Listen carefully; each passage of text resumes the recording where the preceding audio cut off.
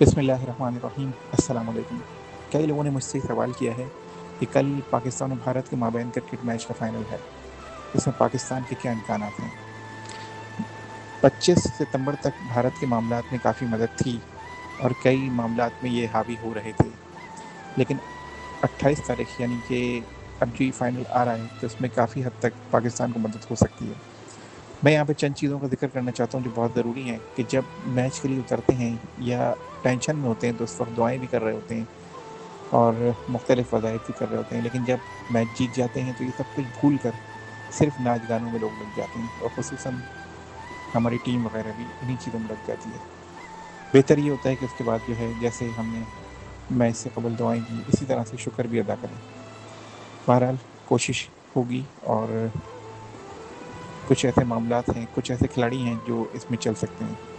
2 batsman Pakistani, मैं इनका नाम इसलिए नहीं लेना चाहता कि कबल अज़ वक्त बयान करने से रुकावटें आ जाती हैं।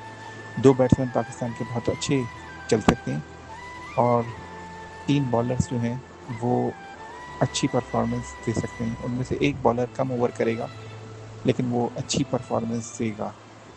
नाम मैं इस वक्त नहीं जिक्र करना चाहता और बाकी इंशाअल्लाह कल रूहानी मदद होगी और चाहिए सबको कि वो शरई लिहाज से और वैसे कोशिश करें कि अगर वो कोई खुशी मना रहे हैं तो उसमें भी अखलाकियात को मद्देनज़र रखें। अल्लाह ताला हम सब की